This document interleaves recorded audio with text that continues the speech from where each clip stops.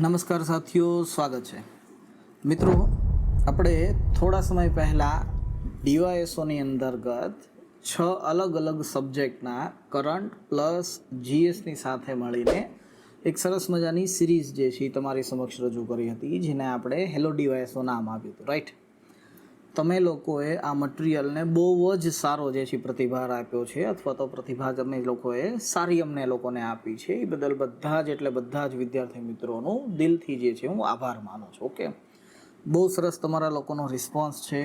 ઘણા બધા મેસેજ જે છે આવે છે, એ મેસેજ પણ જે છે વ્યવસ્થિત છે. પણ હા, તમે જોયું હશે કે જે દિવસે આપણે ડીવાયએસઓનું મટીરિયલ જે છે એ જાહેર કર્યું હતું, ત્યારબાદ બીજા દિવસ બાદ આપણી ટેલિગ્રામ ચેનલની અંદર થોડી ઘણી નાની મોટી હલચલ થઈ હતી મેઇન્સને સંબંધિત. ઠીક, તો બસ મેં તમને લોકોને 3 જે છે અલગ અલગ પ્રોજેક્ટની વાત કરી હતી, જેમાં એક પ્રોજેક્ટ ફૂલફિલ થયો છે. ઓકે, અને એ છે આપણું તલાટીની જે ટેસ્ટ સિરીઝ હતી એ પૂરી થઈ ગઈ છે. 3 તારીખે પૂરી થવાની હતી, તો એ થઈ ગઈ છે. સેકન્ડ તો કે આ જે હેલો ડીવાયએસઓની આખી સિરીઝ જે આપણે બહાર પાડી એવડું, અને ત્યારબાદ મેં તમને લોકોને કીધું હતું કે મેઇન્સની અંદર પણ કંઈક આવશે, કીધું હતું ને? તો રાઈટ, તો જો એક નવા પ્રોગ્રામની સાથે તમારી સમક્ષ રજૂ થયા છીએ. પણ હા, હજી એ પ્રોગ્રામ અથવા તો આજે જે ડિસ્કશન કરવાના છે આપણે જે પ્રોગ્રામની, થોડોક અધૂરો છે. મારી ઈચ્છા એવી છે કે પહેલાં હું તમને ઓવરઓલ જે કાંઈ વ્યવસ્થા છે ને તમને લોકોને માહિતગાર કરું, અને ત્યારબાદ આપણે એની અંદર આગળ વધશું તો એ વધારે જે છે સારું રહેશે. એટલે આજના સેશનની અંદર માત્ર ને માત્ર મુખ્ય વસ્તુ જે છે કરશું. આપણો હવે પછીનો જે પ્રોગ્રામ હશે, અથવા તો તમે જેને કમિંગ સૂન જે છે કહો છો, એને આપણે નામ જે છે આપ્યું છે મેઇન્સ મોર. ઓકે, દરેક ઓલાની અંદર કાંઈકનો કાંઈક અલગ જે છે નામ હોય છે, એટલા માટે. અને એવું કાંઈ નથી કે સર આવું નામ કેમ ને તેવું નામ કેમ. તમને એવું લાગે કે સાહેબ આ નામ ન રખાય, તમે સામેથી સજેસ્ટ કરજો કે અમે એ નામ રાખશું. નામ સાથે કોઈ લેવા દેવા જે છે નથી. વાત છે કે જે કાર્ય કરી રહ્યા છીએ, શું એનાથી વિદ્યાર્થીઓને બેનિફિટ થઈ રહ્યો છે કે નહીં. ઓકે, તમને જે 6 અલગ અલગ ડીવાયએસઓની જે સિરીઝ આપી છે, એના જે પ્રતિભાવને લોકોને મળ્યા છે, એની અંદર એક વસ્તુ સામાન્ય રૂપથી બધા વિદ્યાર્થીઓ કોમન કહી રહ્યા છે કે સર લગભગ દરેક ટોપિક સિલેબસના આની અંદર કવર થઈ જાય છે એવું લાગે છે. હા, મેં પહેલાં કીધું હતું આની અંદર આપણે ગુજરાત ઉપર થોડોક ઓછો જે છે ભાર આપ્યો છે. કે આ વાત મેં પહેલાં પણ જે છે કરી હતી અને આજે પણ કરું છું. ઠીક છે, તો હવે ડીવાયએસઓ બાદ આગળ આપણે વધી રહ્યા છીએ અને હવે વાત કરવાના છીએ થોડીક મેઇન્સની. તમને લોકોને ખ્યાલ છે કે આ વખતે મેઇન્સની અંદર સૌથી વધારે ગેમ ચેન્જર જો કોઈ સબ્જેક્ટ હોય તો એ 2 સબ્જેક્ટ છે. અત્યાર સુધી જ્યારે 1-2ની મેઇન્સ આવતી હતી ત્યારે મિત્રોને કહેતા, વિદ્યાર્થી મિત્રોને, કે યાર 2 સબ્જેક્ટ સૌથી વધારે કરો. પહેલું તો કે અંગ્રેજી, અને ત્યારબાદ બીજું તો કે ગુજરાતી. શું લેવા અંગ્રેજી અને ગુજરાતી કહેતા? કારણ કે અંગ્રેજી અને ગુજરાતી આ બંનેના ભેગા થઈને લગભગ 20 જેટલા ટોપિક બનતા. એકમાં 9 અને એકમાં 11 જેટલા ટોપિક જે છે બનતા. આ 20 ટોપિક તમને લોકોને 2 સબ્જેક્ટ પૂરા કરતો. જ્યારે તમે આ સબ્જેક્ટને 2 સબ્જેક્ટને સાઈડમાં રાખીને જે વિદ્યાર્થી એમ કહેતો હોય કે સર અમે જીએસ બેઝ ઉપર પાસ જે છે થઈ જતું, તો 1-2ની અંદર કોઈ વિદ્યાર્થી જીએસ બેઝ ઉપર પાસ નહોતો થતો. તમે લોકો માર્ક કરજો, જ્યારે પટેલ સાહેબ આવ્યા અથવા તો આ જે પેપર સ્ટાઇલ ચેન્જ થઈ છે એની પહેલાંની હું વાત કરું છું, જે છોકરો ડીવાયએસઓ પાસ કરતો એ જ છોકરો એસટીઆઈ પણ જે છે પાસ કરતો, અને ત્યારબાદ એ છોકરો 1-2 પણ જે છે પાસ કરતો. પણ જે મિત્ર એસટીઆઈ હોય કે ડીવાયએસઓ હોય એ ફેલ કરતો ને, તો એ 1-2 પણ સામાન્ય રૂપથી જે છે ફેલ કરતો. એનું રીઝન હતું કે ડીવાયએસઓ અને એસટીઆઈની અંદર આ 2 સબ્જેક્ટ સાવ એટલે સાવ કોમન છે, અર્થાત અંગ્રેજી અને ગુજરાતી. ડીવાયએસઓ હોય કે એસટીઆઈ હોય, તમે આ 2 સબ્જેક્ટની અંદર જો 50 માર્ક કરતાં 100માંથી 50 કરતાં ઓછા લાવો છો આ 2 સબ્જેક્ટની અંદર માર્ક, તો તમે કોઈ કાળે ડીવાયએસઓ કે એસટીઆઈ પાસ નહોતા થઈ શકતા. અત્યાર સુધીની વ્યવસ્થા એ છે. અને ધ્યાન રાખજો, આપણો સિલેબસ માત્ર ને માત્ર 1-2નો બદલાણો છે. ડીવાયએસઓનો સિલેબસ તો હજી એ જ છે. એટલે જે વિદ્યાર્થી મિત્રોને આ વખતેની જે મેઇન્સ છે 1-2ની અંદર, તમે લોકો જોજો. ઓકે, એ વિદ્યાર્થી મિત્રોને બહુ ઝાઝો ફર્ક નહીં પડે. શું લેવા? તો કે આ વખતે અંગ્રેજી અને ગુજરાતીનું સાવ એટલે સાવ કહી શકો છો તમે ભારણ ઓછું થઈ ગયું. એટલા માટે આ લોકોને સબ્જેક્ટ રે નો રે એનાથી કોઈ ફર્ક નથી પડતો. હવે પછી વિદ્યાર્થીઓને જે એફર્ટ લગાડવાનું છે એ એફર્ટ બે સબ્જેક્ટની અંદર લગાડવાનું છે, અને એ છે નિબંધ અને ત્યારબાદ બીજું છે નીતિશાસ્ત્ર. ઓકે, તો આ જ બે સબ્જેક્ટને લઈને તમારી સાથે આજે થોડી ઘણી ડિસ્કશન જે છે કરવી છે. યુપીએસસીનો સિલેબસ શું કહે છે, આપણી જીપીએસસીનો સિલેબસ શું કહે છે. નિબંધ તો હજી પણ ઘણા બધા વિદ્યાર્થીઓ એમ કહેશે કે સર ચાલશે. ઓકે, પણ સર પ્રોબ્લેમ આ જીએસના જોકે આપને નામ આપ્યું છે સામાન્ય અભ્યાસ પેપર 4. ઓકે, તો આજે ચોથા નંબરનું પેપર છે ને એની અંદર જ સૌથી વધારે પ્રોબ્લેમ થાય છે. હું એક વસ્તુનું અત્યારે તમને લોકોને પ્રોમિસ કરું છું. શું ખ્યાલ છે? ભવિષ્યની અંદર અર્થાત ફ્યુચરમાં આપણી લોકોની ટેસ્ટ સિરીઝ આવે છે, એમાં કોઈ શંકાને સ્થાન નથી. જે રીતે આપણે લોકોએ એસટીઆઈની અંદર 2 રાઉન્ડ બહાર પાડ્યા હતા, રાઉન્ડ 1 એન્ડ રાઉન્ડ 2, એ જ રીતે આપણે આ 1-2ની અંદર પણ રાઉન્ડ 1 અને રાઉન્ડ 2 મિનિમમમાં મિનિમમ 2 રાઉન્ડ તો બહાર પાડશું, એમાં કોઈ શંકાને સ્થાન નથી. ઓકે, અને આની માટે હું પ્રોપર રીતે પ્રિપેર થયેલો છું, એટલે 2 રાઉન્ડ તો તમારી સમક્ષ જે છે આવશે. હું એ પ્રોમિસ અત્યારે નથી કરતો, પણ હા મારો પ્રયત્ન જે છે એવો રહે છે કે આ 2 રાઉન્ડની અંદર તમને 2 પેપરના અર્થાત આ જે 2 પેપર છે ને આ બંને પેપરનું ચેકિંગ કરીને ઇવેલ્યુએશન તમે જેને અત્યારે કહો છો એ ચેક કરીને જે છે આપશું.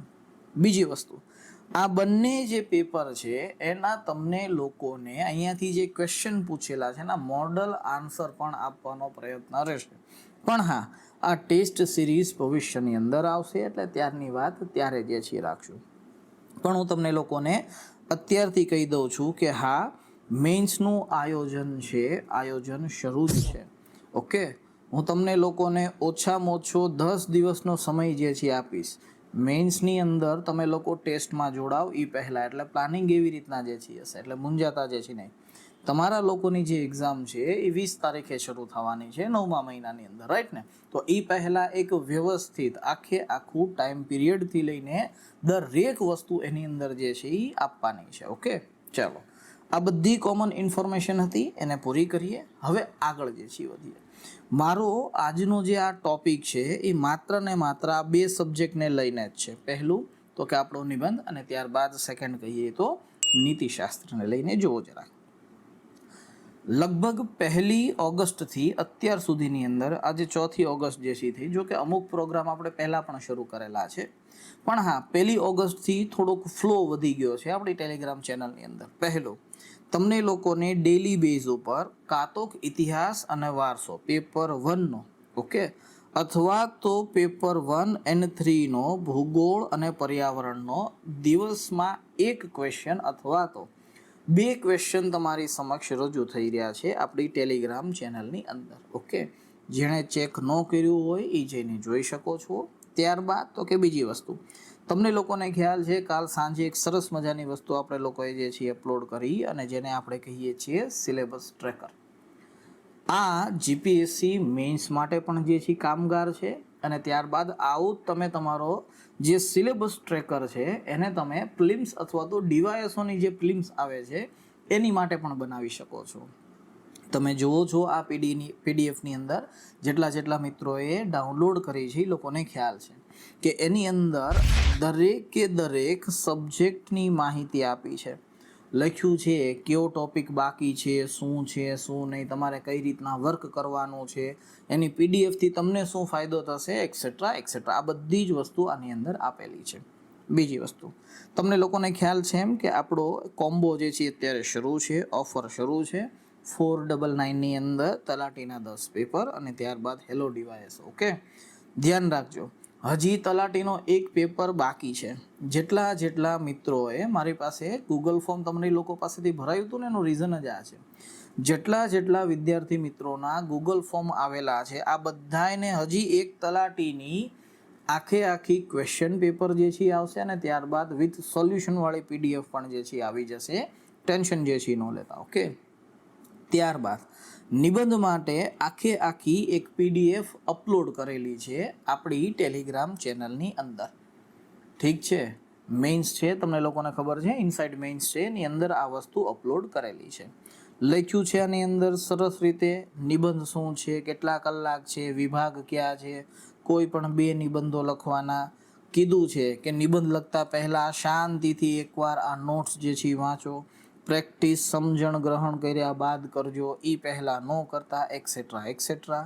તમે લોકોએ આને બહુ સારી રીતે જે પ્રતિસાદ કર્યો છે, સારી વસ્તુ છે. આજે એથિક્સની અંદર સૌથી મોટો જો ભાગ છે તો એ છે વિભાગ A અથવા તો પાર્ટ A જેને કહીએ છીએ. આ પાર્ટ એની અંદર 200 માર્ક છે. 200 માર્કના આ પાર્ટની અંદર સૌથી મોટું છે કેસ સ્ટડી. તો આજે આપણી કેસ સ્ટડીનો લગભગ આ 7મો દિવસ છે. તમને લોકોને ખ્યાલ છે કે આજે ઇન્ડિયન એક્સપ્રેસની અંદર, આઈ થિંક ઇન્ડિયન એક્સપ્રેસનું છે અથવા તો ટાઈમ્સ ઓફ ઇન્ડિયાનો એક લેખ છે. એ લેખની અંદર બહુ સરસ રીતે લખેલું છે કે ભાઈ શહેરીકરણની અંદર ગ્રામીણ માનસિકતા કઈ રીતના છે. ઓકે, તો આ જ વસ્તુને લઈને આપણે આજે કેસ સ્ટડી અપલોડ કરેલી છે કે શહેરી વિકાસની અંદર પ્રાથમિકતાઓ અને ભ્રષ્ટાચારની મુશ્કેલીઓ શું છે. આની અંદર અથવા તો આ શહેરની અંદર આપણે એક્ઝામ્પલ લીધેલું છે ભાવનગરનું જે છે. ઓકે, તમે આપણી ટેલિગ્રામ ચેનલની અંદર જશો, જોઈ શકો છો. તો આ આખા પ્રોગ્રામ આપણા ટેલિગ્રામ ચેનલની અંદર ચાલી રહ્યા છે. જે ભાઈઓને, જે બહેનોને મેઇન્સની પ્રિપરેશન કરવાની છે, તો ત્યાં આપણે શાંતિથી તૈયારી કરી રહ્યા છે. ધ્યાન રાખજો, આ બધી વસ્તુ છે ને, આ અંડર કરંટ ચાલે છે. તમને લોકોને એમ કહે કે હોહાપો જે છે કરી જો, હોહાપો કરવાથી પ્રેક્ટિસ નથી જે છે થતી, આ ધ્યાન રાખજો. ઓકે, પ્લીઝ શાંતિથી બેઠીને રેગ્યુલર બેઝ ઉપર તૈયારી કરો. તમે એકલા તૈયારી નથી કરતા, તમારી સાથોસાથ ઘણા બધા હિડન જેમ્સ છે જે સાથોસાથ દોડી રહ્યા છે. આ ધ્યાન જે છે રાખજો પ્લીઝ. ઓકે, નાની વસ્તુને થોડીક સોલ્વ કરતા જજો. તમને લોકોને ખ્યાલ છે કે મેઇન્સની તારીખો આપણી આવી ગઈ છે.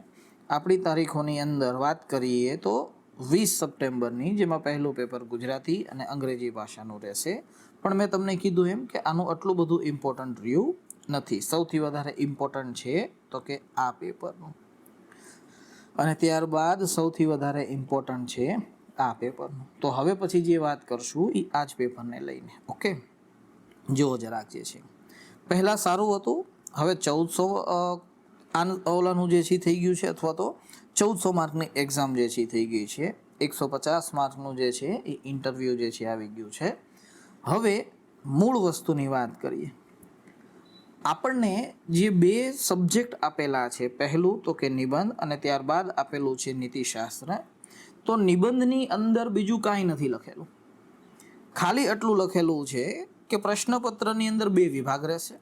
ત્યારબાદ જે છે કીધું છે કુલ 2 નિબંધો લખવાના છે. ઉદ્દેશ્ય આપેલો છે કે કયા ઉદ્દેશ્ય માટે નિબંધ લખવાના છે. અર્થાત કીધું છે તર્કસંગત લેખનની ક્ષમતા હોવી જોઈએ. ત્યારબાદ તો કે સુસંબંધ તથા ક્રમબદ્ધ પોતાના વિચારો અભિવ્યક્ત કરવાની ક્ષમતા હોવી જોઈએ. ત્યારબાદ જે છે કીધું વિચાર અને અભિવ્યક્તિની મૌલિકતા હોવી જોઈએ. ઓકે, જ્યારે આ વસ્તુ વાંચીએ ત્યારે આપણે એવું ખબર પડવી જોઈએ. ઘણા બધા વિદ્યાર્થીઓ એવું કહે છે કે સર નેગેટિવમાં લખાય કે પોઝિટિવમાં લખાય. આપણે જેની અંદર તર્ક આપી શકીએ, આપણી મૌલિકતા આપી શકીએ એમાં લખાય. જે વ્યવસ્થા સરકારની અયોગ્ય છે એ તમને નિબંધ એટલા જ માટે પૂછે છે કે સરકારની ખામીઓને તમે દર્શાવો. પણ સરકારની ખામીઓને દર્શાવી અલગ વસ્તુ હોય છે અને સરકારી વ્યવસ્થાનો વિરોધ કરવો અલગ વસ્તુ હોય છે. ફરક આટલો પડે છે કે આપણે જ્યારે ખામીઓ સરકારની દર્શાવીએ ને, તો આ ખામીઓની સાથોસાથ આપણે વિરોધ કરવા લાગી જઈએ. એટલા માટે આપણો આખો એસે હોય છે એ નેગેટિવ તરફ જે છે જતો રહે છે. આપણે આ નથી જે છે કરવાનું. ઓકે, સમજશું આગળ. ત્યારબાદ તો કે નીતિશાસ્ત્રની અંદર જે છે કીધું હતું 250 માર્ક રહેશે, અને ત્યારબાદ 8 કેસ સ્ટડી પૂછવાના છે, અને 5 તો કે વર્ણનાત્મક અથવા તો ક્વેશ્ચન જે છે પૂછવાના છે. ઓકે, આટલું સિલેબસની અંદર આપેલું છે. નિબંધની અંદર નથી આપેલું, પણ મારું એવું સ્ટ્રોંગલી માનવું છે કે ઇતિહાસ હંમેશા વ્યક્તિને ભવિષ્યની ઝાંખી દેખાડે છે. કોઈ પણ વ્યક્તિ હંમેશા ઇતિહાસ પાસ્ટથી શીખીને જ આગળ જે છે નીકળે છે. તો પટેલ સાહેબની જે આ વ્યવસ્થા છે આને સમજવી હોય તો દાસા સાહેબની વ્યવસ્થાને જોઈ લેવાય. અર્થાત દાસા સાહેબે જે નિબંધ આપેલો છે ને સિલેબસ એને જુઓ. શું છે વિષય વસ્તુ? વિષય વસ્તુમાં લખેલું છે સાંપ્રત અથવા તો તાજેતરની ઘટનાઓ. બીજું તો કે સામાજિક અને રાજનૈતિક બાબતો. ત્રીજું સામાજિક તથા આર્થિક બાબતો. ત્યારબાદ છે સામાજિક અને પર્યાવરણીય બાબતો, સાંસ્કૃતિક અને ઐતિહાસિક પાસાઓ, નાગરિક જાગૃતતા અંગેના મુદ્દાઓ અને ત્યારબાદ ચિંતનાત્મક મુદ્દાઓ. પણ જ્યારે આ વ્યવસ્થા આવી ત્યારબાદ અહીંયાથી સૌથી વધારે ક્વેશ્ચન પૂછાય છે. અર્થાત એસે ધીરે ધીરે કરતા ફિલોસોફિકલ બેઝ જે છે થતા લાગે.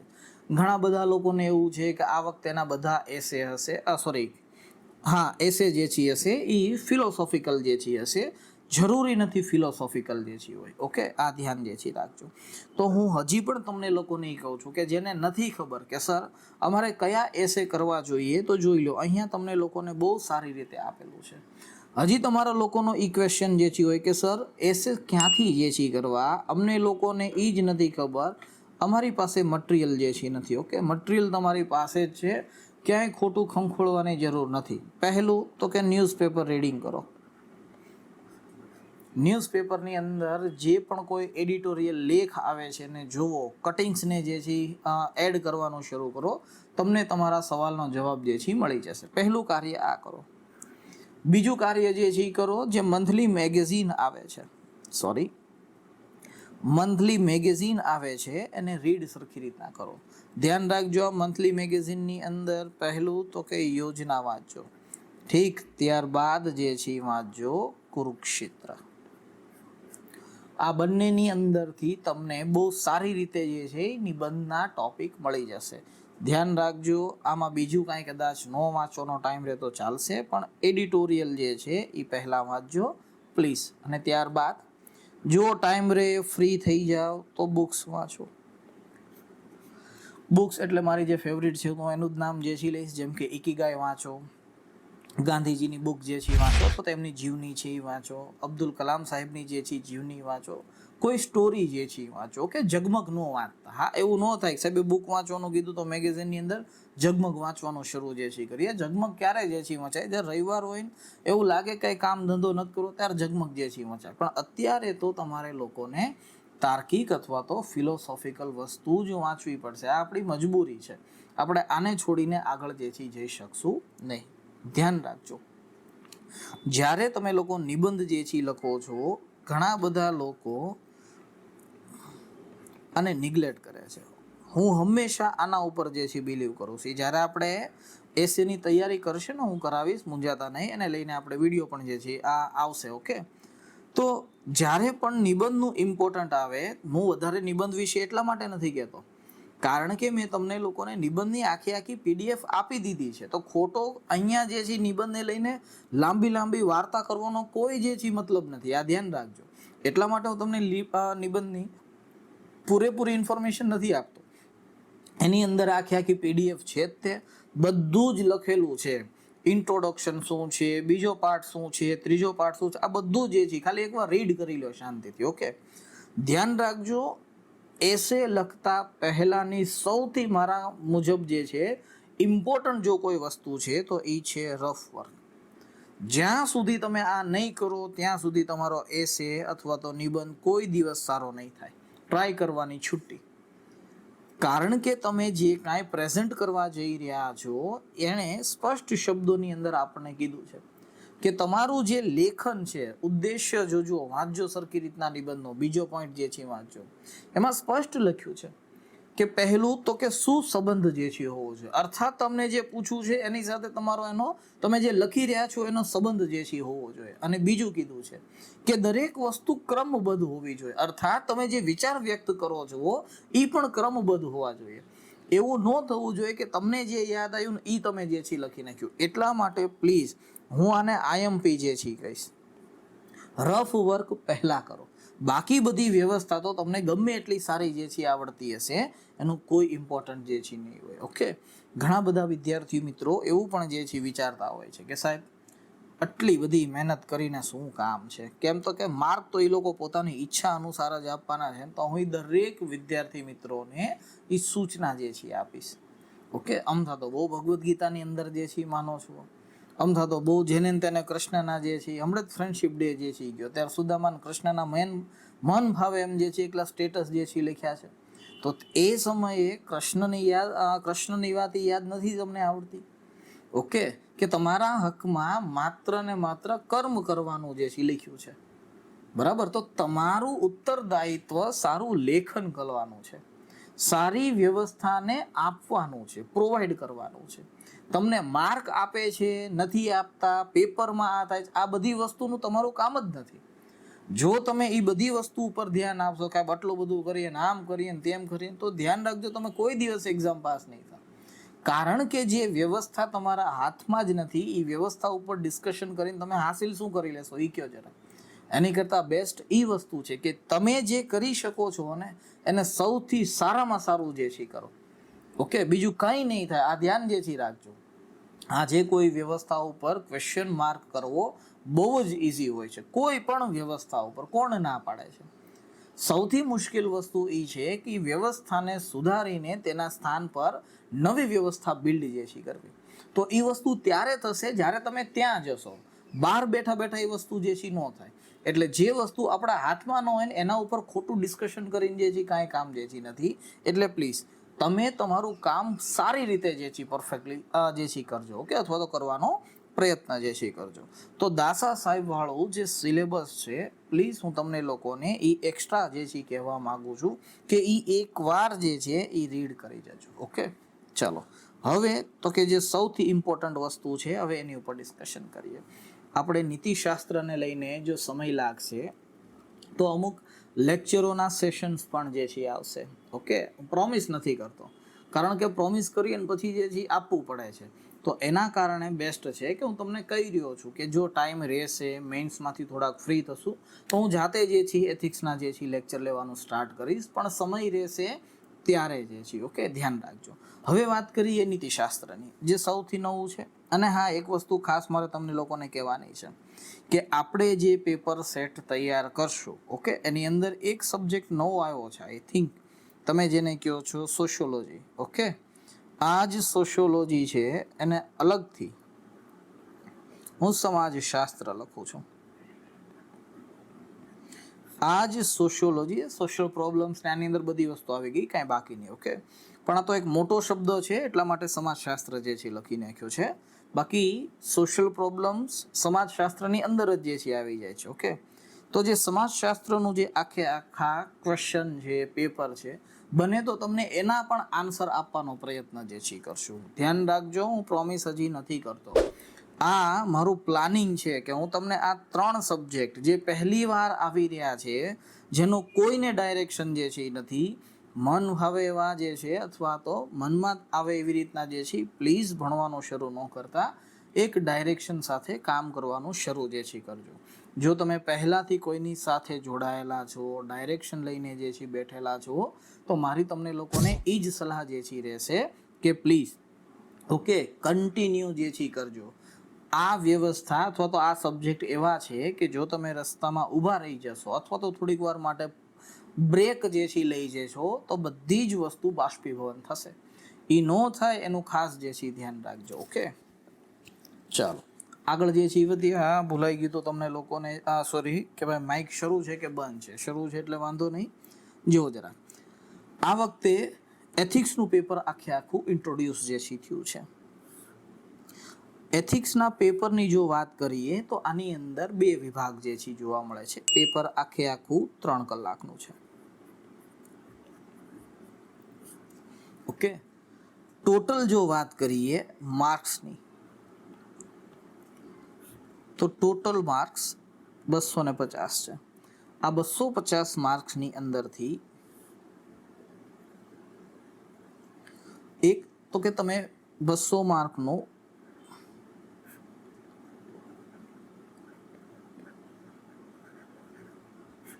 કેસ સ્ટડી લઈ લ્યો અને 50 માર્કનું આની અંદર લખેલું છે વર્ણનાત્મક.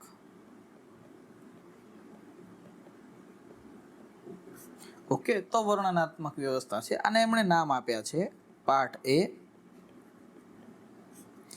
અને પાર્ટ બી. તો આનો અર્થ એવો થશે કે જે વિદ્યાર્થી સૌથી હાઈએસ્ટ માર્ક પાર્ટ એની અંદરથી લઈ આવશે એને મેન્સની અંદર ફાયદો વધારે જે છે થશે. એટલા જ માટે દરેક વિદ્યાર્થીઓનું ધ્યાન જે છે એ પાર્ટ એ અર્થાત કેસ સ્ટડી ઉપર જે છે વધારે છે. પણ વિદ્યાર્થી એ વસ્તુ ભૂલી જાય છે. જો આ અહીંયાથી જે છે ને તમને લોકોને ડાયરેક્શન ચેન્જ કરવાનું કહે છે. બધાને શું થયું ખ્યાલ છે? કેસ સ્ટડી આપી દીધી ને એટલે બધા બસ કેસ સ્ટડી જ કરવા લાગ્યા છે. પણ એ ખબર જ નથી કે કેસ સ્ટડી કરવી હોય ને તો પહેલા આ પાઠ ભણવો પડશે. તમે એક વસ્તુ વિચાર કરીને જુઓ મિત્રો કે જો એને ખાલી કેસ સ્ટડી જ પૂછવી હોય તો જ્યારે એ પોતાનો સિલેબસ ડિસ્ક્રાઇબ કરે છે, હમણાં આપણે જે છે સિલેબસ ઉપર ડિસ્કશન કરશું, તો જ્યારે એ પોતાનો સિલેબસ ડિસ્ક્રાઇબ જે છે એ કરે છે તો શું લેવા આગળ તમને 7 ટોપિક અલગ અલગ આપ્યા છે. પહેલા એ વિચાર કરો તો જરા. એ 8મા ટોપિકની અંદર એવું લખે છે કે ઉપર આપેલા જે પણ કોઈ વ્યવસ્થા છે એના આધાર ઉપર કેસ સ્ટડી પૂછશું. આ 8મા ટોપિકમાં લખ્યું છે. તો મારો કહેવાનો અર્થ એ છે કે જો કેસ સ્ટડી આટલું બધું ઇમ્પોર્ટન્ટ જે છે થઈ ગયું હોય તો પહેલામાં જ ન લખી નખાય ડાયરેક્ટ કે કેસ સ્ટડી. આનો અર્થ એવો છે કે પહેલા તમે લોકો આ 7 ટોપિક ભણો, સમજો, ત્યારબાદ તમને કેસ સ્ટડી જે છે આવડશે. એ પહેલા નહીં આવડે આ સ્પષ્ટ શબ્દોની અંદર જે છે કીધું. જ્યારે આપણે આ 250 માર્કની જે છે વાત કરીએ છીએ તો કેસ સ્ટડીના અંદર આપણને ટોટલ જો ક્વેશ્ચન પૂછવાના છે તો એ 8 પૂછવાના છે અને બીજી બાજુ આપણે વર્ણનાત્મક પૂછવાના છે તો એ 5 પૂછવાના છે. અર્થાત ટોટલ કેટલા ક્વેશ્ચન થયા તો કે 13 ક્વેશ્ચન થયા. ઠીક, સમજો આ વસ્તુને. અહીંયા જે એક ક્વેશ્ચનનો માર્ક આપેલો છે એ 25 માર્ક આપેલા છે. વિચાર કરજો કેસ સ્ટડીનું ઇમ્પોર્ટન્ટ જે છે શું હશે એના માર્કના આધાર ઉપર. અને અહીંયા જે એક ક્વેશ્ચનના માર્ક આપેલા છે એ 10 માર્ક આપેલા છે. તો આમ 25 અઠ્ઠા જે છે 200 થશે અને અહીંયા જે છે એ 50 થશે. ઓકે, તો 250 માર્ક આવી રીતના બન્યા. થોડુંક ટાઈમ મેનેજમેન્ટ કરો તો ખ્યાલ આવશે. શું ખબર છે? સામાન્ય રૂપથી તમે લોકો જ્યારે જીએસના ક્વેશ્ચનને સોલ્વ કરો છો, ઓકે, તો હું માનું છું ત્યાં સુધીની અંદર 13 મિનિટની આસપાસ તમે એક ક્વેશ્ચન પાછળ ફાળવી શકો છો. પરંતુ આ જે 200 માર્ક અને 50 માર્કના બે વિભાજન કરી દીધેલા છે, ઓકે, તો આની અંદર ટાઈમ મેનેજમેન્ટ કંઈક અલગ થઈ જાય છે. તમારે જો આ 8 ક્વેશ્ચન કરવા હોય, ઓકે, સોરી, કેસ સ્ટડીના ટોટલ 8 ક્વેશ્ચન જે છે કરવા હોય તો તમે એક ક્વેશ્ચનની પાછળ 15 મિનિટ આપી શકશો. આ ધ્યાન રાખજો. ત્યારે 2 કલાક પૂરી થશે. અર્થાત એક કેસ સ્ટડીની પાછળ તમે મેક્સિમમમાં મેક્સિમમ 15 મિનિટ આપી શકશો. 15 મિનિટ કરતાં ઉપર તો જો તમે એક કેસ સ્ટડીને આપવાનો પ્રયત્ન કરશો એટલે આની અંદર ઘટાડો થઈ જશે. આ ટાઈમ મેનેજમેન્ટ કહેવાય. આગળ તમારા લોકોની ઈચ્છા. 2માંથી કોઈ એક વસ્તુ થશે. કાં તો તમે 8 કેસ સ્ટડીની અંદરથી કોઈ 1-2 કેસ સ્ટડી છોડી દેશો અને નહીતર પછી જે આ ક્વેશ્ચન આપેલા છે 5, આ 5માંથી 1-2 ક્વેશ્ચન છોડી દેશો. જો તમે 2 કેસ સ્ટડી છોડશો તો કેટલા માર્કનો લોસ જે છે થશે તો કે 50 માર્ક. અને જો તમે 2 ક્વેશ્ચન જે છે છોડશો તો કેટલા માર્કનો લોસ જે છે થશે તો કે 20 માર્કનો. ચોઇસ ઇઝ યોર કે તમારે છોડવાનું શું છે. હાસિલ શું કરવાની વાત તો પછી નહીં કરીએ, પહેલા છોડવાનું શું છે ને એ સમજી લો તો ખબર પડશે કે આ પેપરનું ટાઈમ મેનેજમેન્ટ કઈ રીતે કરવું. નહીં તો તમને લોકોને ખબર જ નહીં પડે કે કેસ સ્ટડીની અંદર અથવા તો એથિક્સના આખા પેપરની અંદર ટાઈમ મેનેજમેન્ટ કઈ રીતે કરવું. અત્યાર સુધી ટાઈમ મેનેજમેન્ટ જીએસના બેઝના આધારે થઈ જતું હતું. આમાં નહીં થાય, આ ફિક્સ છે. ધ્યાન રાખજો. આપણને નિબંધની અંદર 2 નિબંધ લખવાના કીધા છે તો આનો અર્થ એવો થયો ને કે બંનેની અંદર 1.5 કલાક જે છે આપેલા છે ત્યારે 3 કલાક પૂરા થશે. તો ત્યાં પણ ઈ છે ટાઈમ મેનેજમેન્ટ અને અહીંયા પણ ઈ છે ટાઈમ મેનેજમેન્ટ. તો અહીંયા પહેલા ટાઈમ મેનેજમેન્ટને યાદ રાખજો.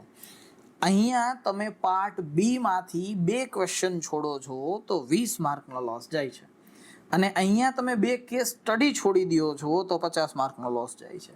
એટલે હવે નક્કી તમારે કરવાનું છે કે કેસ સ્ટડી છોડાય કે ક્વેશ્ચન છોડી દેવા. હજી થોડાક આગળ વધીએ. વર્ણનાત્મકની વાત મેં તમને લોકોને કરી હતી, તો આની માટે તમને લોકોને 12 મિનિટ મળશે. 5 ક્વેશ્ચન છે એટલે ટોટલ કેટલી કલાક જે છે થશે તો કે 1 કલાક. અહીંયા હું 60 મિનિટ લખી શકું છું, અહીંયા 120 મિનિટ લખી શકું છું. આ બધી વસ્તુ કોમન છે, તમે જોઈ લેજો. હું ખાલી એ સમજાવવાનો પ્રયત્ન કરું છું કે આ 200 માર્ક ગેઇન કરવા માટે તમારે લોકોને એક કેસ સ્ટડીની પાછળ 15 મિનિટ આપવાની છે. બીજું એક ખાસ, જો તમે આની અંદરથી 200માંથી 200 લાવવાનો પ્રયત્ન જે છે કરશો તો એ પોસિબલ નથી. ઓકે, પ્લીઝ 150 આસપાસ લાવવાનો પ્રયત્ન કરજો. બહુ છે, આટલા તો બહુ છે, કાફી છે. શું કામ ખબર છે? તમને એવું લાગે છે કે સર નીતિશાસ્ત્ર પેપર પહેલી વાર જે છે, અરે યાર ધ્યાન રાખજો, આ કેસ સ્ટડી બધા માટે આવી રીતના જ છે.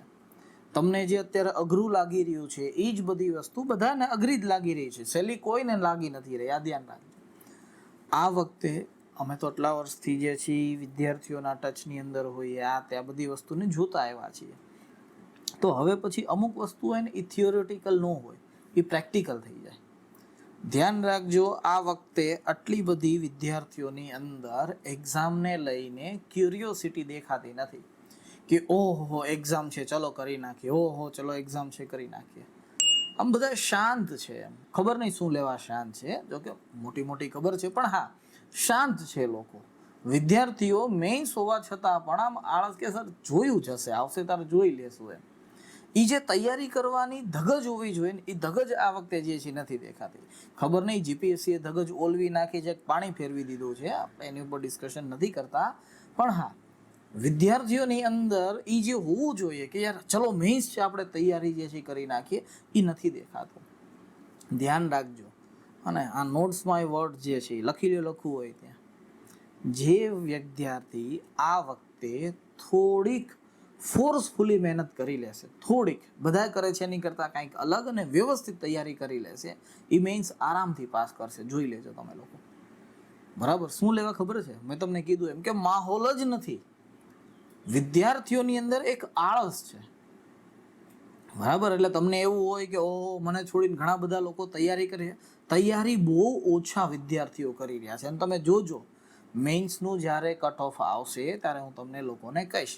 બરાબર છે કે જોઈ લો, મેં તમને ત્યારે કીધું હતું ને આ ક્લિપ જે છે ને સાચવીને જે છે રાખજો. સાહેબ તમે આવું બોલ્યા હતા અને જો આવું જે છે આવ્યું, કારણ કે આખું જે છે બજારની વ્યવસ્થાને જોઈ રહ્યા છીએ ને, એવું નથી કે ખાલી 2-5 છોકરાઓને જોઈને જ આ વસ્તુ કહી રહ્યા છીએ. આ ધ્યાન જે છે રાખજો કે પ્લીઝ તમારી પાસે ટાઈમ છે, થોડીક મહેનત જે છે કરી નાખો. ચલો આગળ જે છે વધીએ. તો ધ્યાન રાખજો, એક ક્વેશ્ચન માટે 15 મિનિટ આપવાની છે અને એક આ બાજુના પાર્ટ બી ની અંદર જે છે 12 મિનિટ આપવાની છે, વધારે નહીં. 150ની આસપાસ માર્ક આવે એવા પ્રયત્નો જે છે કરજો પ્લીઝ. ચલો હવે વાત કરીએ સિલેબસની. જો આપણે સિલેબસની વાત કરીએ તો સિલેબસની અંદર 7 ટોપિક છે. 8મો જે ટોપિક આપેલો છે એ કેસ સ્ટડીને આપેલો છે. આની અંદર અથવા તો આપણા સિલેબસની અંદર સ્પષ્ટ શબ્દોમાં જે છે લખ્યું છે કે જાહેર અને વ્યક્તિગત, પછી લખ્યું છે જીવનમાં નૈતિકતા. સિલેબસ હોય તો પાસે રાખીને બેઠી જાઓ તો સમજાશે, વધારે મજા આવશે. સિલેબસના આ ટોપિકની અંદરથી 2 વસ્તુ કરવાની છે. જોજો વાંચજો સિલેબસ. એમાં લખ્યું છે કે જીવનમાં મૂલ્યોની ભૂમિકા, અર્થાત વેલ્યુ શું છે ને એ કીધું છે. કે તમે લોકો પિક્ચર બહુ જોવો છો તો પિક્ચરનું જ એક એક્ઝામ્પલ આપું સરસ મજાનું. અલ્લુ અર્જુનનું પિક્ચર છે, પિક્ચરનું નામ છે સન ઓફ સત્યમૂર્તિ. બરાબર? એટલે મને એટલા માટે જે મેં સ્પેશિયલ નથી જોયું, મેં એટલા જ માટે જે છે આવડું ગયા સન્ડે હતું તો એની પહેલાના સન્ડે જે છે બેઠીને જોયું હતું. એટલે આવતું ટીવીમાં બધા જોતા હતા ફેમિલીની અંદર તો જોઈ લેતા હતા. તો એની અંદર અલ્લુ અર્જુન વારા ઘડીએ પોતાના ફાધરે જે શીખવેલું છે, વેલ્યુનું મહત્વ આપેલું છે, એ વેલ્યુ ઉપર ડિસ્કશન કરે. જોજો તમે લોકો. ઓકે, એ જ કહે છે જીવનની અંદર મૂલ્યોની ભૂમિકા જે છે શું છે. ઘણા બધા લોકો જે છે એવું કહે છે ને કે કદાચ બરબાદ થઈ જવું પડે તો વાંધો નહીં, પણ એ સત્યનો સાથ કઈ રીતે જે છે છોડો. તો આ વેલ્યુ ક્યાંથી જે છે આવી, બરાબર છે. અને ઘણા બધા લોકો તમે એવા જુઓ છો કે 1000 રૂપિયાની લાંચ લેતા પકડાઈ ગયા, 2000 રૂપિયાની લાંચ લેતા જે છે પકડાઈ ગયા. તો આ વેલ્યુને શું કરવી, બરાબર. તો એ ધ્યાન જે છે રાખજો. તો જાહેર અને વ્યક્તિગત જીવનની અંદર જે નૈતિક પાસાઓની વાત કરેલી છે એમાં પહેલી વસ્તુ કીધેલી છે કે મૂલ્યોની ભૂમિકા જે છે શું છે. ઓકે, ત્યારબાદ જે છે કીધું છે નિર્ણય લેવાની અંદર યોગ્ય અને અયોગ્યની જે છે સમજ, અર્થાત સત્ય અને અસત્ય. એક મિનિટ, આ એથિક્સ છે ને, એટલે આની અંદર સત્ય અસત્ય નહીં ચાલે. અયોગ્ય અને યોગ્યની સમજ.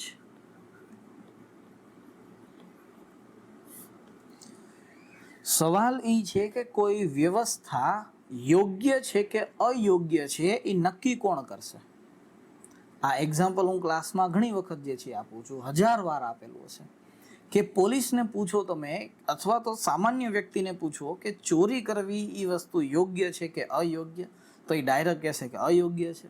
પરંતુ જે વ્યક્તિ ચોરી કરી રહ્યો છે એને એકવાર પૂછીને જે છે જુઓ કે ચોરી કરવી યોગ્ય છે કે અયોગ્ય, તો એની પાછી કંઈક તર્ક અલગ જે છે હશે. તો હું એમ કહેવા માંગુ છું કે યોગ્ય છે કોઈ વ્યવસ્થા કે અયોગ્ય છે, આ નક્કી કોણ જે છે કરશે, એ શીખવાનું જે છે કીધું છે આ પહેલા ટોપિકની અંદર. ત્યારબાદ બીજા ટોપિકની અંદર 3 શબ્દો આપેલા છે. પહેલું આપેલું છે પ્રમાણિકતા, ત્યારબાદ બીજું આપેલું છે સત્યનિષ્ઠા, ત્યારબાદ તો કે ત્રીજું જે છે આપ્યું છે નિષ્પક્ષતા.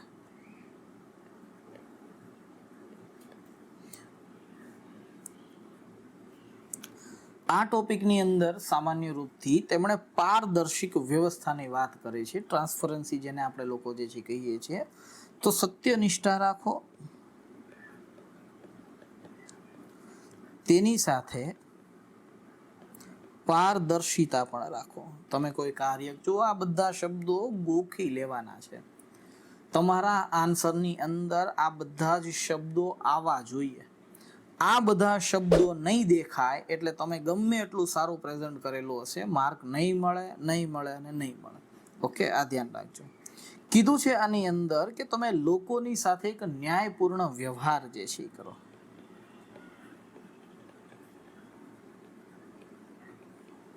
ઓકે, અને ત્યારબાદ તો કે આની અંદર એક ત્રીજો ટોપિક જે છે આપ્યો છે કે જીવનની અંદર જે પણ કાંઈ તમે જે સિદ્ધાંતો છે, આ સિદ્ધાંતોને વળગી રહો. સિદ્ધાંત છોડીને આગળ નો જે છે વધતા. આ સિદ્ધાંતો તમે ટ્રેનિંગની અંદર જશો ત્યારે તમને શીખવાડશે.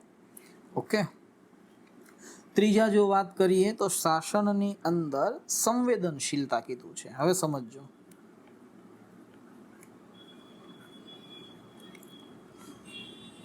આ જે ટોપિક છે ને એ થોડોક અલગ છે. અલગ શું લેવા છે ખ્યાલ છે?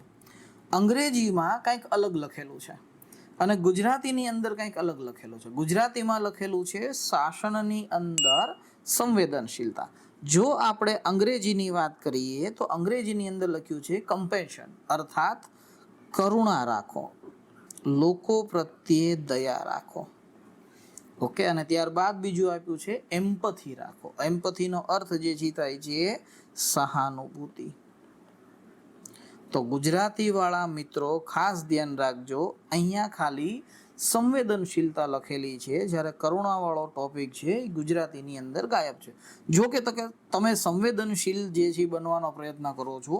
કોઈ વ્યક્તિ સંવેદનશીલ ત્યારે જ જે છે થાય જ્યારે એની અંદર કરુણા જે છે હોય, પ્રેમ હોય, બીજા પ્રત્યે દયા હોય. પણ એ વસ્તુ અલગ છે કે બીજા પ્રત્યે સંવેદનશીલ રહેવું ને, તો એના પેરામીટર્સ અલગ અલગ હોય. ફોર એક્ઝામ્પલ, કોઈ એક મહિલા સ્કૂટી લઈને જઈ રહી છે અને રસ્તામાં ઢોળાઈ જાય તો પુરુષોની કરુણા જોજો તમે લોકો એ મહિલા પ્રત્યેની.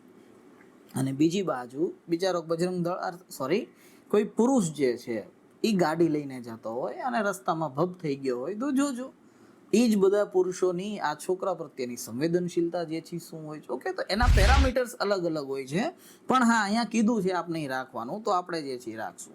અહીંયા એ જ વસ્તુ કીધું છે. સંવેદનશીલતાની અંદર કાર્ય શું કરવાનું કીધું છે, તો એણે કીધું છે કે જેટલા પણ નબળા વર્ગો છે અથવા તો જેટલા વંચિત વર્ગો છે, આ નબળા અને વંચિત વર્ગો પ્રત્યે સંવેદનશીલ જે છે રહ્યો. હું ઘણી વખત જ્યારે હિસ્ટ્રી ક્લાસમાં લેતો હોય ત્યારે આ બધી જ વસ્તુનું ડિસ્કશન છોકરાઓની સાથે કરતો હોય. એ સમયે ક્લાસની અંદર છોકરાઓ, કેમ કે હજી નવા નવા હોય ને, એટલે હા હા હી હી કરતા હોય. ઓકે, કે ભાઈ આ બધું શું છે, એમ સર તો ખાલી બોલ્યા જે છે રાખે છે. રિયલમાં સર તે વખતે એને એથિક્સ જે છે કહેતા હોય. હું હંમેશા કહું કે તમે જોજો, માર્કિંગ કરજો. તમે એવું કોઈ દી સાંભળેલું છે કે 500 ગરીબ લોકો ભેગા થયા અને અંબાણી સાહેબની જમીન હડપી લીધી હોય, અથવા તો અડાણી સાહેબની જમીન હડપી લીધી હોય એવું? અથવા તો એવું સાંભળ્યું ક્યારે કે ઘણા બધા ભિખારી લોકો ભેગા જે છે થયા અને એણે એક અમીર પરિવારની જમીન જે છે પચાવી પાડી? પણ તમે એવું હંમેશા સાંભળશો કે કોઈ દબંગ વ્યક્તિએ ગરીબ લોકોની જમીનને પચાવી જે છે પાડી. ઓકે, તો સમજો આ વસ્તુને. સંવેદનશીલતાનો અર્થ જે છે શું થાય? હંમેશા જ્યારે કોર્ટ, ન્યાયાલય કોઈ પણ હોય છે, તો ન્યાયાલય જ્યારે ન્યાય કરતી હોય છે ને, તો ત્યારે પણ આ વસ્તુનું ધ્યાન રાખવાનું આવે છે. તો આપણે તો ખાલી ને ખાલી પેપર 4 ની અંદર એ લખવાનું છે, તો આપણો જે છે એ નજરિયો કેવો હોવો જોઈએ તમે લોકો વિચાર કરીને જોઈ લો જરાક જે છે. ઓકે, ચાલો. ત્યારબાદ આની અંદર એક વસ્તુ જે છે કીધું છે કે ન્યાય અને ગૌરવ જે છે નિશ્ચિત જે છે કરો. આજે કોઈ વ્યક્તિ સાથે અન્યાય થયો છે ને, તો એ અન્યાયને તમે ન્યાયની અંદર જે છે પરિવર્તિત જે છે કરાવો, અને ત્યારબાદ એની માન જે પણ કોઈ હાનિ થઈ છે એ હાનિની ભરપાઈ જે છે કરાવો. ઓકે, તો એવું કીધું છે કે લોકોની અંદર ન્યાય અને જે ગૌરવ છે, આ ગૌરવને સુનિશ્ચિત કરાવવું જે છે, નિશ્ચિત કરાવવું જે છે. ઓકે, અને ત્યારબાદ તમે જે કાર્ય માટે સરકારી જોબની અંદર જે છે દાખલ થાઓ છો, અર્થાત તો કે લોકોની સેવા કરજો. હવે કેવું પડે છે, પહેલા કેવું નહોતું જે છે પડતું. ઓકે, ચાલો આગળ જે છે વધીએ. થોડીક વાત જે છે કરીએ 4th ટોપિકની, કે આપણો 4th ટોપિક જે છે શું કહી રહ્યો છે, એમ જોવો જરા. 4th ટોપિકની અંદર કીધું છે એક તો નૈતિક હિંમત. ઓકે, અત્યારે હિંમતસિંહ જોતા જશો બધા, દાખવવી. હા, એ જોઈ લેજો જે છે. ઓકે, સ્પેશિયલ ઓફિસર ઓલું કાંક છે ને, એવડું જોઈ લેજો, એ સારું છે, તમને લોકોને કામ લાગશે પેપર 4માં. અને યોગ્ય અભિગમ રાખો. આની માટે અંગ્રેજીની અંદર જે છે એ શબ્દો આપેલા છે કે એક તો મોરલ કરેજ હોવું જોઈએ તમારામાં.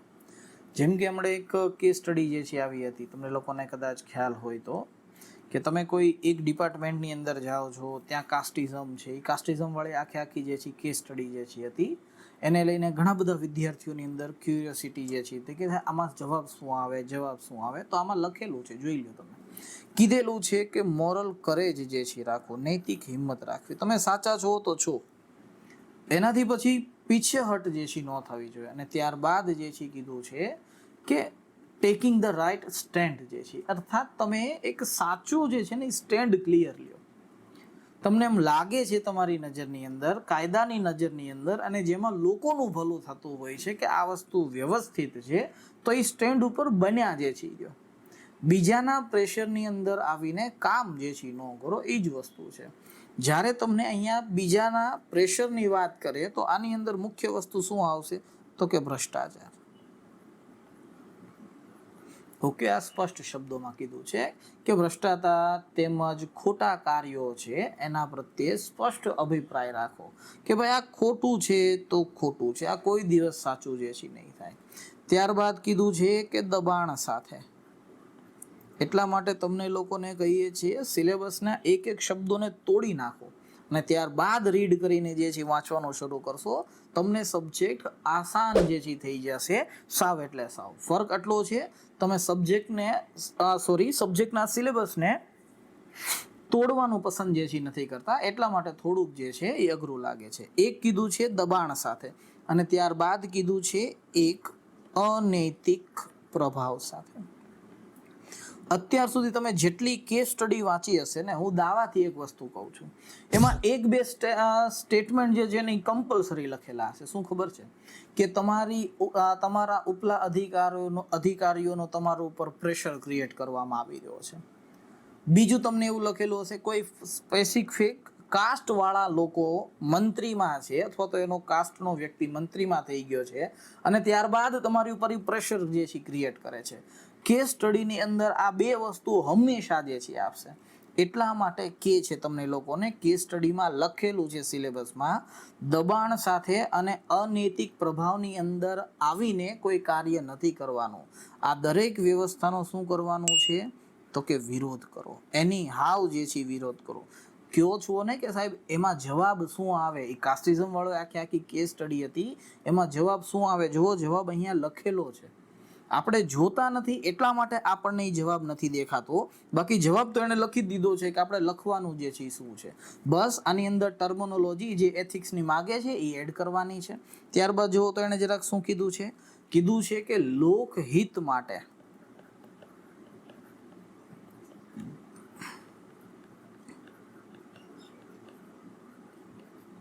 કઠોર નિર્ણય લેવા.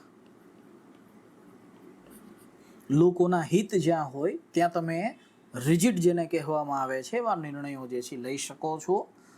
એક સમજવો, આપને લોકોને ખ્યાલ છે, જોકે હવે તો એક આખી કોન્ટ્રોવર્સી થઈ ગઈ છે, પણ સરકારે એક દિવસ રાત્રે આવીને સ્પષ્ટ શબ્દોમાં લોકોને કહી દીધું કે ભાઈ આજથી નોટબંધી કરવામાં આવે છે, 1500ના નોટ બંધ કરી દેવામાં આવે છે.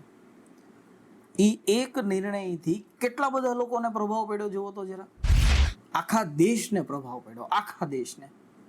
પણ છતાં સરકારની નજરમાં એ નિર્ણય બહુ જે છે યોગ્ય હતો. જે કાંઈ હોય અત્યારે એની ઉપર વાત પછી કરશું, પણ હા, સરકારની નજરમાં તે સમયે એ નિર્ણય બહુ યોગ્ય જે છે હતો એટલે લાગુ કરી દીધો. તો અહીંયા એ જ કહે છે કે જો તમને લાગે છે કે લોકોનું હિત થઈ રહ્યું છે તો તમે આ નિર્ણયને લાગુ કરો. ધ્યાન રાખજો, તો પ્રધાનમંત્રી છે અને નિર્ણય આવા લઈએ કે બહુમતીની અંદર સરકાર છે એટલા માટે, ઓકે. પણ બધી વસ્તુની અંદર જે છે આવા કઠોર નિર્ણય જે છે લેશો તો એ પાછું યોગ્ય નથી, કેમ કે એ લોકોને જવાબ સંસદમાં દેવાનો છે અને તમારે લોકોને જવાબ તમારા ઉપલી અધિકારીને દેવાનો છે, ઓકે. તો જ્યારે કેસ સ્ટડી ભણશું, સ્ટડી કરશું આપણે આની અંદર, ત્યારે હું તમને લોકોને કહીશ કે કઈ રીતના નિર્ણય હોવા જોઈએ, વ્યવસ્થા જે છે શું હોવી જોઈએ, ઓકે. આ ધ્યાન જે છે રાખજો. અને ત્યારબાદ તો કે કીધું છે કે તમે જે ફરજ બજાવી રહ્યા છો એ, અને જે તમારું વ્યક્તિગત જે પણ કાંઈ જીવન છે અથવા તો વ્યક્તિગત જે પણ કાંઈ તમારી માન્યતા છે, આ બંનેની વચ્ચે સંતુલન હોવું જોઈએ. આ ધ્યાન રાખજો. સંતુલન શબ્દનો પ્રયોગ જે છે કરેલો છે, અર્થાત તમે તમારી ફરજની સાથોસાથ છે વ્યક્તિગત માન્યતાને પણ જે છે અહીંયા સંતુલિત સ્થાપિત કરવાની વાત જે છે કરી રહ્યા છે, ઓકે. ચાલો આગળ જે છે વધીએ. ત્યારબાદ વાત કરીએ 5મા નંબરના ટોપિકની. 5મા નંબરનો ટોપિક જે છે એવું કે છે કે જાહેર સેવાની અંદર નેતૃત્વ તમારી પાસે હોવું જોઈએ, જવાબદારી જે છે હોવી જોઈએ, ઓકે. જાહેર સેવામાં નેતૃત્વ તથા જવાબદારી.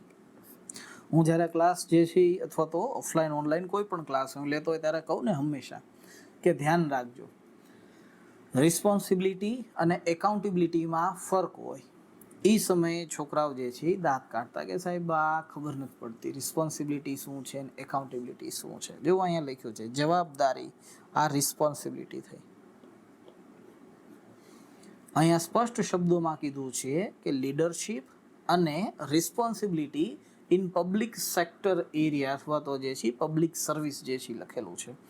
અર્થાત જાહેરની અંદર જે છે કઈ રીતે તમે તમારી જવાબદારી પૂરી પાડો છો. તો એ કઈ રીતે પૂરી પડે? તો કે તમે લોકોની અંદર જ્યારે વિશ્વાસ ઊભો કરો ત્યારે. વિશ્વાસ ક્યારે ઊભો થાય? જ્યારે નેતૃત્વ તમારા હાથમાં હોય ત્યારે. અર્થાત લખેલું છે નેતૃત્વ દ્વારા વિશ્વાસ ઊભો કરો લોકોમાં. સમજાવો લોકોને કે આ સાચું છે, આ ખોટું છે. સમજાવો લોકોને કે સરકારે જે નીતિઓ બહાર પાડી છે એ નીતિઓ લાગુ થયાના ફાયદા આ છે, ગેરફાયદા આ છે. ઓકે, આ ધ્યાન જે છે લ્યો. ત્યારબાદ જે છે કીધેલું છે કે જાતે લીધેલા પગલાં.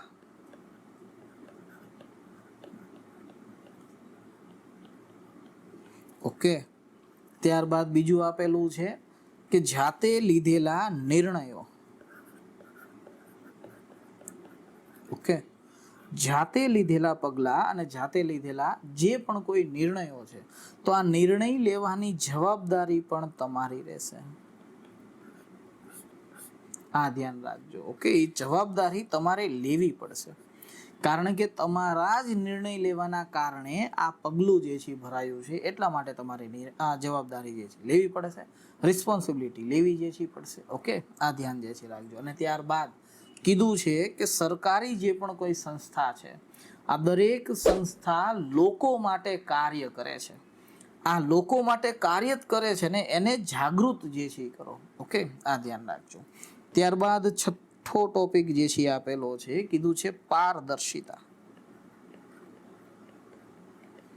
આજે તે મેં બપોરે આપણે સોલંકી સાહેબને જે છે ફોન કર્યો, મહેશ સોલંકી સાહેબ, તમે લોકો ખ્યાલ છે, ગુજરાતી ટીચર વ્યાકરણવાળા જે છે, એમને ફોન કર્યો અને પૂછ્યું એમને કે ભાઈ આ શબ્દનો અર્થ શું થાય, કેમ કે એ શબ્દ હિન્દીમાં હતો મારી સામે અને અંગ્રેજીની અંદર જે છે લખ્યો. બરાબર, તો મને હિન્દી અંગ્રેજી જે છે ઠીકઠાક જે છે એક્સેપ્ટેબલ છે, કારણ કે મેં તૈયારી પહેલેથી એમાં કરી હતી એટલા માટે તો મને સમજાય છે. પણ ગુજરાતી ટર્મિનોલોજી હજી સુધી મારી માટે જે છે થોડીક મને અઘરી લાગે છે. હું ભાષાનો વિરોધ નથી કરતો, બસ ફર્ક આટલો છે કે કેમ કોઈ છોકરા પહેલાથી અંગ્રેજી મીડિયમમાં તૈયારી કરી હોય તો એને અંગ્રેજી ભાષા વધારે સ્યુટેબલ જે છે થાય. તો એ જ વસ્તુ છે કે મારી પણ યુપીએસસીની જીપીએસસીની જે પણ કોઈ તૈયારી હતી એ મેં હિન્દીમાં જે છે વધારે કરેલી છે, થોડી ઘણી અંગ્રેજીમાં કરેલી છે, એટલે મને થોડાક એ શબ્દો વધારે સ્યુટેબલ થાય છે. તો મેં મહેશ સરને જે છે પૂછ્યું કે સર મને એ સવાલનો જવાબ આપો કે આ હિન્દી શબ્દ છે, હિન્દી શબ્દ છે, એ શબ્દને કહેવાય છે દ્વિધા. આ જ શબ્દનું ઉપભ્રંશ કરીએ છીએ ને તો આ દ્વિધાને દુવિધા પણ કહેવામાં આવે છે. તો મેં પૂછ્યું મહેશ સરને કે સર આ સવાલનો અથવા તો આ દ્વિધાને ગુજરાતીમાં જે છે શું કહેવાય? દુવિધા તો હિન્દી શબ્દ થઈ ગયો. તો મને મહેશ સરે બહુ સ્પષ્ટ શબ્દોની અંદર કીધું કે ગુજરાતી ભાષાની અંદર અમુક અમુક શબ્દો, અમુક અમુક સેન્ટેન્સો આપણે બીજી બધી ભાષાઓમાંથી લીધેલા છે. જેમ કે મહાશય શબ્દ છે, એ મહેશ સરે મને સમજાયું એ બંગાળી શબ્દ છે, પણ જ્યાં ને ત્યાં આપણે મહાશય શબ્દનો પ્રયોગ કરીએ છીએ.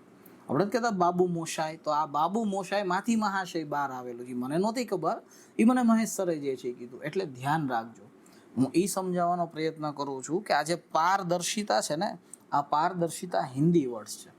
આના માટે અંગ્રેજી પ્રોપર જે છે વર્ડ્સ છે ટ્રાન્સફરન્સી. આ ધ્યાન જે છે રાખજો. ટ્રાન્સફરન્સીનો અર્થ જે છે થાય છે કે તમે જે નિર્ણય લ્યો છો, તમે જે પગલાં જે છે લ્યો છો એની અંદર ખુલ્લાપણું હોવું જોઈએ. એટલા જ માટે જોજો તમે આ સિલેબસની અંદર પારદર્શિતા અને ત્યારબાદ જવાબદેહીતા આ બંને શબ્દો આ હિન્દી છે, આ ગુજરાતી શબ્દો નથી. યાદ કરો, મેં તમને કીધું કે આ રિસ્પોન્સિબિલિટી છે, જવાબદેહીનો અર્થ થાય છે આ એકાઉન્ટેબિલિટી છે. આ ધ્યાન જે છે રાખજો. તો રિસ્પોન્સિબિલિટી અલગ છે, એકાઉન્ટેબિલિટી જે છે એ અલગ છે. ઓકે, હું એ કહેવા માંગુ છું કે કદાચ તમે લોકો આન્સર લખી રહ્યા છો અને એની અંદર અમુક સ્થાનો પર કદાચ હિન્દી શબ્દોનો પ્રયોગ થઈ જાય તો ટેન્શન નહીં લેવાનું. ઓકે, ઘણા બધા એવા જે છે સાહિત્યકારો છે, ઘણા બધા એવા ગુજરાતીઓલાની અંદર વ્યાકરણકર્તાઓ છે જેમણે શબ્દો લેવામાં, લખવામાં છૂટછાટો લીધેલી છે, એટલે ચાલશે. એટલે ભાષાને લઈને કોઈ તમારી અંદર જે છે દુવિધા કે દ્વિધા જે છે ન હોવી જોઈએ. આ ધ્યાન રાખજો.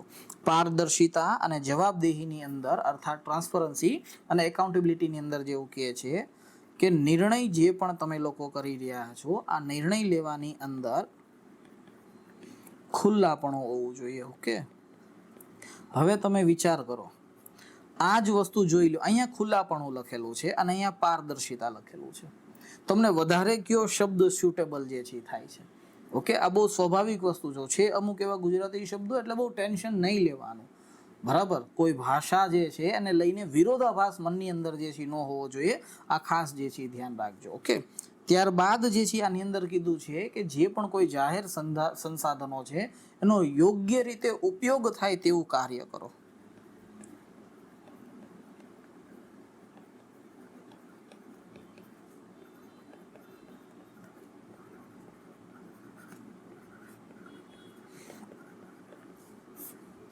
તમારી પાસે સિલેબસ વાંચ્યા પછી જો એક મટીરિયલ તૈયાર હશે, મટીરિયલ તૈયારનો અર્થ જે છે એવું થશે કે આ સબ્જેક્ટને લઈને અમુક વ્યવસ્થા જે છે તૈયાર તમે લોકોએ રાખી હશે, તો તમને આ આખો સબ્જેક્ટ જરાય એટલે જરાય અઘરો નથી લાગવાનો.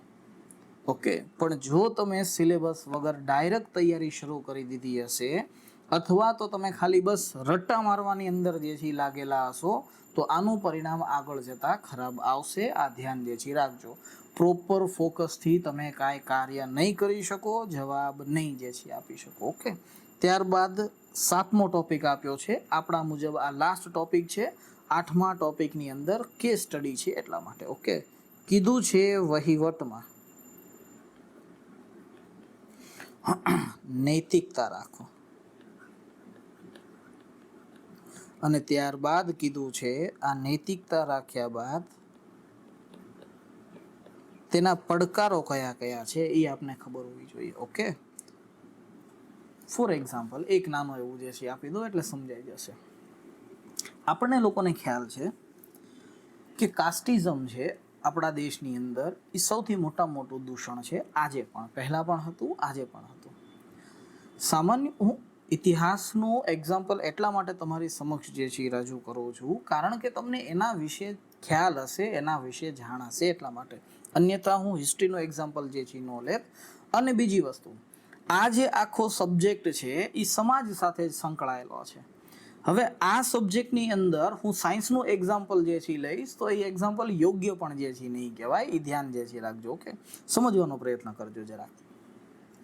યાદ કરો સરખી રીતના, આપણે 3 રાઉન્ડ કોન્ફરન્સ ટેબલ ભણીએ છીએ જેને 3 ગોલમેજી પરિષદ કહીએ છીએ. આ 3 ગોલમેજ પરિષદની અંદર ભીમરાવ આંબેડકર પાર્ટિસિપેશન કરે છે, ગાંધીજી બીજામાં જ ખાલી જાય છે. જ્યારે ભીમરાવ આંબેડકર 3 ગોલમેજ પરિષદની અંદર પાર્ટિસિપેશન કરે છે તો એમનો ગોલ ક્લિયર છે કે દલિતોને અલગ મતદાન મંડળ મળવું જોઈએ. કારણ કે જ્યાં સુધી તેમના રાજનીતિક અને આર્થિક હકો સુનિશ્ચિત નહીં થાય ત્યાં સુધી આ દલિત વર્ગ છે, સમાજનો નીચલો વર્ગ છે, એ ઉપર નહીં આવી શકે. ઓકે, ગાંધીજી આ વસ્તુને એક્સેપ્ટ નહોતા જે છે કરતા. એટલા માટે આપણને જીપીએસસી મેન્સની અંદર એ ક્વેશ્ચન જે છે પૂછે છે. ઓકે, કે ગાંધીજીના દલિત સમસ્યાને લઈને જે સમાધાન છે એ યોગ્ય તો છે પરંતુ પ્રેક્ટિકલ નથી. જ્યારે ભીમરાવ આંબેડકરનું જે સમાધાન છે એ યોગ્ય પણ છે અને પ્રેક્ટિકલ પણ છે. શું લેવા તો કે સમજો, ગાંધીજી એવું કહેતા હતા કે દલિતોનું જે પણ કાંઈ વર્તમાન સમયની અંદર સ્થિતિ છે, આ સ્થિતિ માટે જવાબદાર જો કોઈ મૂળ વ્યક્તિ છે તો એ હિન્દુ સમાજ છે, અર્થાત બ્રાહ્મણ, ક્ષત્રિય અને વૈશ્ય, આ ત્રણેય જવાબદાર છે. અમુક અતત્વોના કારણે, ખોટા તત્વોના કારણે દલિતોની આ સ્થિતિ ઊભી જે છે થઈ છે. જો આ લોકોની અંદર, ગાંધીજીનું એવું કહેવું છે કે જો ઉપરના 3 વર્ણોની અંદર આ દલિતો પ્રત્યે માન સન્માન જગાડવામાં જે છે આવે તો પછી આ પ્રોબ્લેમ જે છે રહેવાનો જ નથી.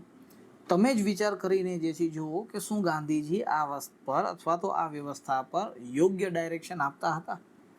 એ વાત સાચી છે કે ગાંધીજી જે વર્ણ વ્યવસ્થા છે એનો વિરોધ નહોતો કર્યો, ક્યારેય નથી કર્યો. બરાબર, આ વસ્તુને સમજજો. શું લેવા નથી કર્યો એનું રીઝન જ જે છે આ છે. પરંતુ તમે લોકો કયો જરા કે જે 2000 વર્ષોથી ચાલતી આવતી વ્યવસ્થા છે, 1500 વર્ષથી ચાલતી આવતી વ્યવસ્થા છે, એ વ્યવસ્થાને તમે શું 50 વર્ષની અંદર ફેરબદલ કરી નાખશો ખરી?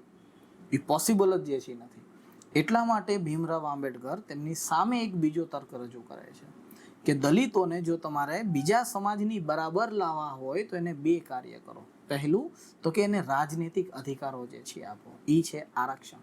અને ત્યારબાદ બીજું જે છે કીધું તેમને આર્થિક સમૃદ્ધિ જે છે તરફ જે છે આગળ વધારો, તો એ જે છે પોતાના ઓલાની અંદર જે છે આગળ વધશે. આ આખો મેન્સનો ક્વેશ્ચન છે.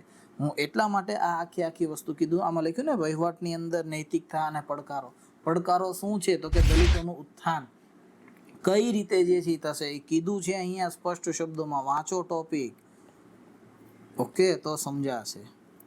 લખ્યું છે આની અંદર કે જે પણ કોઈ વાસ્તવિક પરિસ્થિતિ છે, આ વાસ્તવિક પરિસ્થિતિ સાથે